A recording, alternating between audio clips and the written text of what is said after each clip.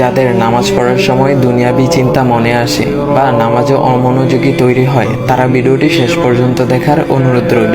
হযরত আলী রাদিয়াল্লাহু তাআলা আনহুর কাছে একজন ব্যক্তি এসেছে।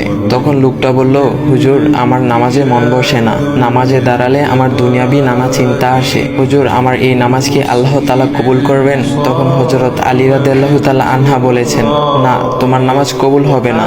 তখন লোকটা মনে অনেক কষ্ট নিয়ে চলে যাচ্ছেন। এমন সময় রাসূল সাল্লাল্লাহু আলাইহি ওয়াসাল্লাম এসে হযরত আলী রাদিয়াল্লাহু তাআলা আনহুকে জিজ্ঞাসা করলেন, ইয়া আলী, আপনার কাছে লোকটা কেন এসেছিল? এসে দেখি মন খারাপ করে চলে গেল। কেন, কি হয়েছে, আমাকে বলুন। তখন আলী রাদিয়াল্লাহু তাআলা আনহু বলেন, তিনি আমার কাছে জানতে এসেছেন যে নামাজে দুনিয়াবি চিন্তা আসলে নামাজ হবে কিনা। আমি বলেছি, না, তোমার নামাজ কবুল হবে না।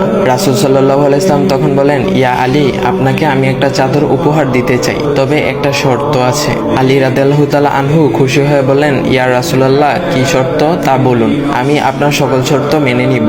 বুঝতেই তো পারছেন রাসূল সাল্লাল্লাহু আলাইহি ওয়াসাল্লামের চাদর বলে কথা। তখন রাসূল সাল্লাল্লাহু আলাইহি ওয়াসাল্লাম বললেন, ইয়া আলী, আপনি যদি এই মুহূর্তে 2 রাকাত নামাজ একনিষ্ঠভাবে পড়তে পারেন দুনিয়াবি সকল চিন্তা দূর করে, তাহলে আমি আপনাকে সেই চাদরটি উপহার দেব।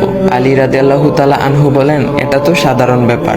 আলী রাদিয়াল্লাহু তাআলা আনহু তখন নামাজে দাঁড়িয়ে গেলেন আর তিনি নামাজ পড়তে শুরু করলেন।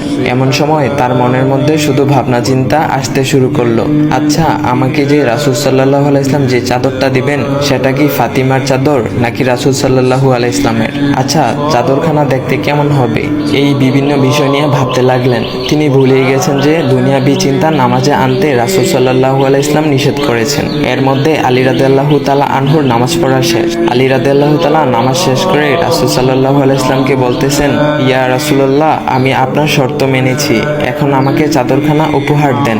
রাসূল সাল্লাল্লাহু আলাইহি ওয়াসাল্লাম বলেন, ইয়া আলী, আপনি কি একনিষ্ঠভাবে দুনিয়াবি চিন্তামুক্ত ছাড়া 2 রাকাত নামাজ পড়েছেন? তখন আলী রাদিয়াল্লাহু তাআলা আনহা মুচকি হেসে বললেন, না ইয়া রাসূলুল্লাহ, আমি আপনার চাদর নিয়ে অনেক কিছুই ভেবেছি।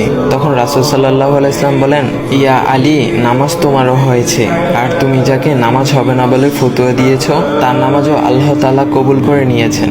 শোনো আলী, দুনিয়াবি চিন্তা দ্বারা নামাজ বাতিল হয় না, নামাজ মহান আল্লাহ তাআলা কবুল করে নেন।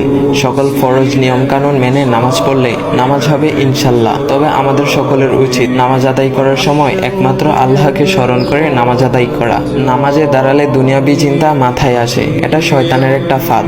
আল্লাহ তাআলা আমাদের সকলকে শয়তানের কুমন্ত্রণা থেকে হেফাজত রাখুক এবং সঠিকভাবে মনোযোগের সাথে নামাজ আদায় করার মতো তৌফিক দান করুক। সবাই বলি আমিন। চাইলে ভিডিওটা আপনি অন্যদের কাছে শেয়ার করতে পারেন, এতে অন্যদের ভুল ভ্রান্তিগুলো দূর হবে। তো গাইস, এমন ইসলামিক ভিডিও পাওয়ার জন্য ভাইয়ের আইডিটা ফলো করে দিয়ে যাও।